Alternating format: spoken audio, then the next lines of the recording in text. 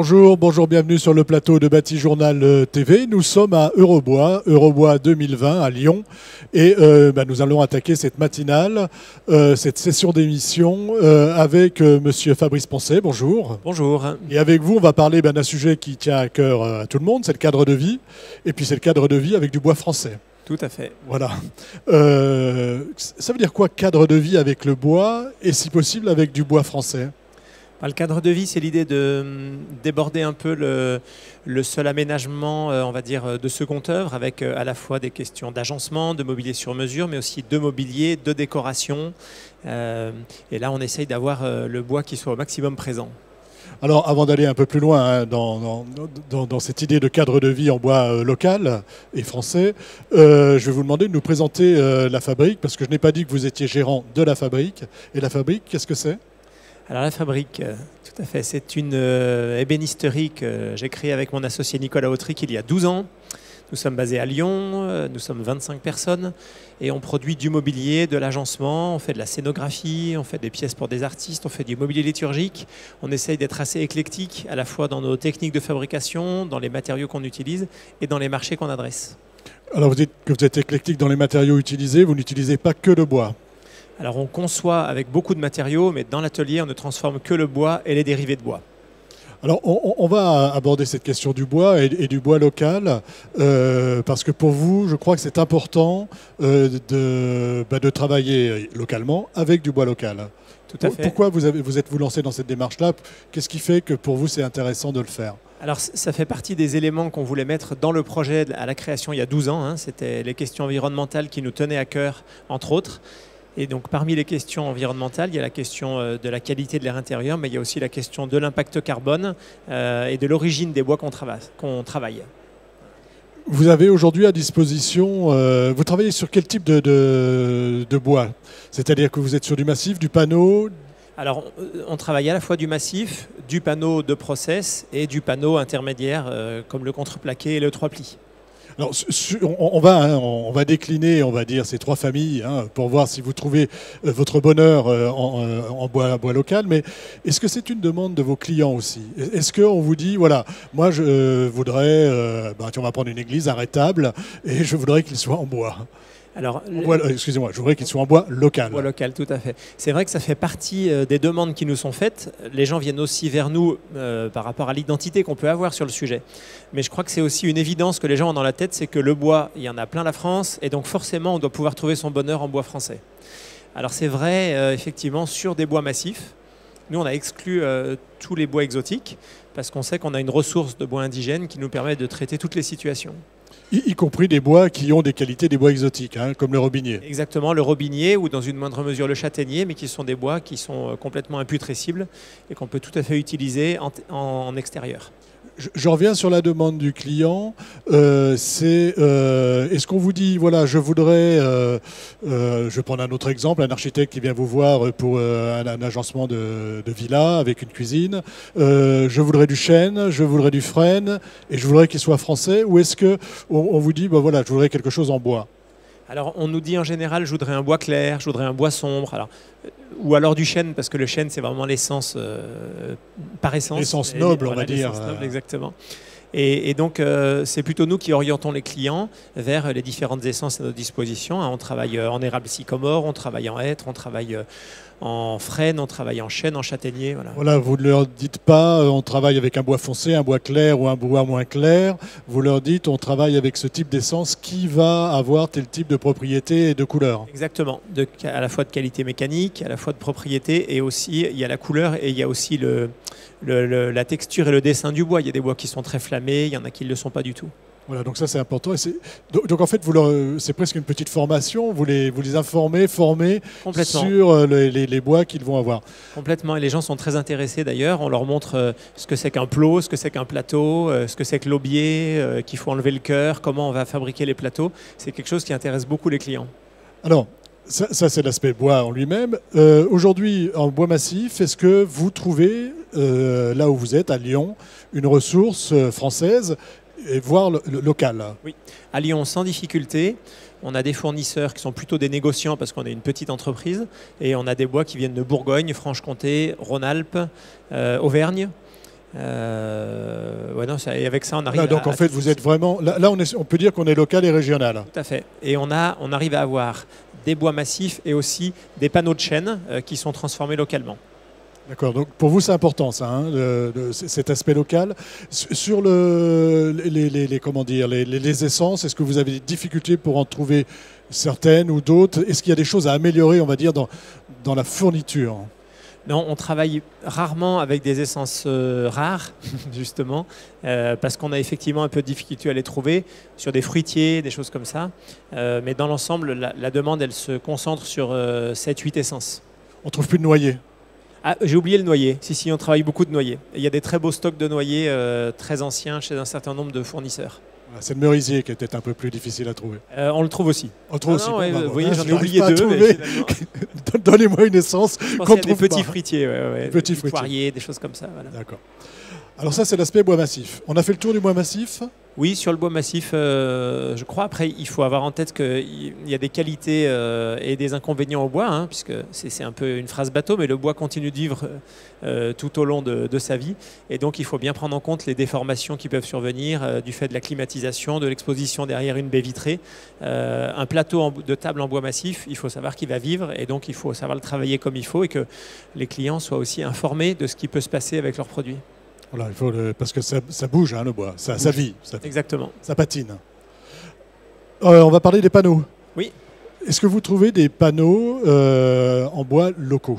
Alors, à l'autre bout du spectre, j'allais dire, on a les panneaux de purement process, hein, type aggloméré, mélaminé et médium, qui sont faits à partir d'une ressource de réemploi, hein, puisque soit c'est du broyat forestier, soit c'est du broyat qui est issu de chutes de production. Les grands groupes industriels qui produisent ces panneaux ont des usines en Europe de l'Ouest et dont en France. Voilà. Et donc sur ces panneaux, on est sur une ressource qui est plutôt locale et une origine de transformation qui est France ou Europe de l'Ouest. Voilà, donc pareil, pas trop de difficultés pour en trouver, enfin pas de difficultés du tout même pour trouver du panneau. Alors là, le local s'entend un peu plus loin. Hein, vous m'avez parlé du Portugal hein, tout à l'heure, on peut aller jusqu'au Portugal, mais bon, en tout cas, en France, on a la ressource nécessaire. Tout à fait. En termes de qualité aussi, il n'y a pas de... En termes de qualité, voilà, c'est des process industriels, c'est extrêmement bien éprouvé, donc il n'y a aucune surprise de ce côté-là. Vous fabriquez quoi? Vous faites quoi avec ces panneaux? Avec ça, on va pouvoir faire des caisses de cuisine, des caisses de meubles, on va pouvoir faire des meubles de rangement. Voilà, on est souvent sur la partie un peu moins visible. Hein. Et puis, il faut savoir que même si ces panneaux sont évidemment tous conformes aux normes européennes en termes d'émissions de formaldéhyde, c'est des panneaux qui sont un peu plus émetteurs quand même. Voilà, parce qu'il y a un peu de colle, hein, il faut les agglomérer. Ben exactement. Panneaux intermédiaires, c'est là que ça se complique un petit peu, si j'ai bien compris. Oui, tout à fait. Nous, on aime beaucoup travailler les panneaux de 3 plis. Ce qu'on appelle le contreplaqué, pour les gens qui ne sauraient pas, qui ne connaîtraient pas. Non, alors le contreplaqué possède, on va dire, un nombre impair de couches, peut-être entre 9 et 19 par exemple. Alors que le 3 plis, lui, c'est vraiment 3 planches de bois, comme son nom l'indique, à ne pas confondre avec le tripli qui est le bois déchiqueté. Le 3 plis, c'est 3 planches de bois qui sont collées les unes sur les autres justement pour les stabiliser. Et donc on a très peu de colle, on est sur du bois massif et qui a été assemblé en usine pour éviter ce qu'on disait tout à l'heure sur la vie du bois. C'est les formations, hein. Et donc ça c'est vraiment quelque chose que vous utilisez beaucoup parce que vous avez besoin de stabilité. On essaye de l'utiliser le plus possible, mais ce n'est pas une ressource française. Voilà, c'est pas la difficulté. Comment vous l'expliquez alors le fait que vous ayez du mal à trouver cette ressource? Alors je ne veux pas être trop certain sur le fait que la ressource n'existe pas. Pour l'instant, je ne l'ai pas trouvée. Et pourtant, j'ai quand même cherché. J'ai rencontré des fabricants de panneaux 3 plis français qui ont jeté l'éponge parce qu'ils n'arrivent pas à tenir le coup face à la concurrence des pays, notamment Allemagne, Autriche. Alors, on n'a pas forcément les cultures, les sylvicultures des grandes exploitations qui permettent de sortir le bois à un coût très réduit. Et on n'a pas non plus sur le 3 plis des unités industrielles qui soient à une taille suffisante pour résister face aux Allemands et aux Italiens. Pour aller résister. Alors l'Allemagne, est-ce qu'on considère que c'est local? C'est l'Europe? Alors j'en suis arrivé à cette conclusion. Pas très loin ici. Ben voilà, en fait j'en suis arrivé à cette conclusion que le mieux qu'on pouvait faire de notre côté, c'était de garantir dans certains cas des approvisionnements qui soient français et dans d'autres cas des approvisionnements qui soient d'Europe de l'Ouest. On peut très bien acheter un contreplaqué qui vient de Chine, avec une ressource française qui a été transformée en Chine. Donc quand on reste sur l'Europe de l'Ouest, on reste quand même relativement local. Aujourd'hui, le bois, comme le reste, voyage beaucoup. Exactement. Et qu'on a besoin quand même de traçabilité. Et ensuite, si on raisonne à une échelle vraiment géographique, on peut trouver par exemple des 3 plis qui viennent du Tyrol, dans le nord de l'Italie. Bon, par rapport à Lyon où on est basé, c'est moins loin que la Bretagne. Hein. Voilà, donc on est quand même sur une échelle qui se compte à moins de 1000 km en rayon autour de chez nous. En rayon autour de chez vous. Ça, donc c'est vraiment cette idée de travailler avec le plus possible avec des bois locaux pour améliorer le cadre de vie, parce qu'avec le bois, on améliore le cadre de vie, on ne l'a pas dit tout à l'heure. Et je voudrais que vous nous parliez d'un projet que vous avez fait avec Adif Bois, oui. Où justement vous êtes allé chercher des essences qui ne sont peut-être pas des essences qu'on a l'habitude d'utiliser. Expliquez-nous un peu quel était ce projet et ce que vous avez fait. Ouais. Alors ça nous permet de parler d'un dernier type de panneau qu'on n'a pas encore évoqué, qui est donc les panneaux de contreplaqué, ce dont vous parliez tout à l'heure. Donc le contreplaqué, c'est un bois qui est déroulé et qui est collé en fines tranches les unes sur les autres. Donc on a un champ qui est très strié, qui est très marqué, qui est assez apprécié en design contemporain. Et on peut utiliser les panneaux tels quels. Ils sont relativement stables, un petit peu moins résistants en état de surface parce que c'est d'assez fines couches. Et là, on a des essences qui sont assez variées. On a des essences françaises avec notamment le pin, on a de l'épicéa, on a également du peuplier. Mais toutes ces essences ne conviennent pas forcément pour, par exemple, du travail de mobilier ou d'aménagement intérieur. Je pense en particulier au peuplier qui pousse en France et qui est transformé en France. Et un peu tendre. Hein. Un peu tendre. Et donc, malheureusement, la plupart des projets qu'on fait en contreplaqué aujourd'hui, on est obligé de les faire en bouleau. Bouleau qui vient au mieux de Scandinavie, au pire de Russie. Je dis au pire, j'espère que je ne vais pas me faire dégommer à la sortie, mais l'exploitation forestière en Russie n'est pas très fair-play. Voilà.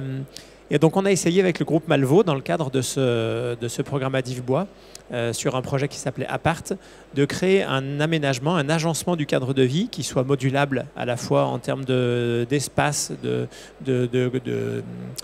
composition de l'appartement et à la fois de décoration. Et on a essayé de le faire avec des panneaux d'origine locale. Donc on a travaillé avec Malvaux sur un contreplaqué de peuplier français. Et comme il est trop tendre en surface, on l'a fait replaquer en surface avec un frêne français.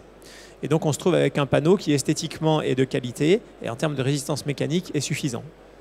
Là, vous le laissez apparent, le panneau. On garde le bois, donc c'est le frêne qui est apparent. Le frêne est apparent et les champs sont restés apparents également. Bon, l'idée, c'était aussi que ce projet soit démonstratif et qu'il explique comment il avait été construit. Donc là, on est vraiment sur du bois français, sur ce qui, selon vous, il faudrait arriver à faire. Mais si on arrive à avoir une ressource française avec une première transformation industrielle française, pour nous, on est dans quelque chose qui est le plus vertueux possible, d'une part parce qu'on fait vivre l'économie de notre pays, et aussi parce qu'on réduit l'impact carbone de tous les transports. Voilà. Ce sera peut-être le mot de la fin, sauf si vous avez quelque chose à ajouter sur cette problématique, sur cadre de vie et bois local, quelque chose qu'on n'aurait pas dit et qui vous semble important en fait. Non, je crois qu'on a à peu près fait le tour de la question. On a bien balayé, hein, on a bien compris que c'était important pour tout en fait, hein, pour être bien, pour exploiter la forêt à côté de chez nous et pour un impact carbone. Et puis c'est vrai que c'est une tendance de fond en termes de demande de la part de nos clients et je vois que cette tendance va aller en s'accélérant et donc il faut savoir y répondre. Merci. Merci Monsieur Poncet d'être venu sur le plateau de Batijournal TV. Donc une émission à retrouver sur notre site Batijournal TV et sur les sites de nos partenaires, Eurobois bien sûr, et France Bois Forêt. Merci à vous. Je vous en prie, bonne journée. Bonne journée.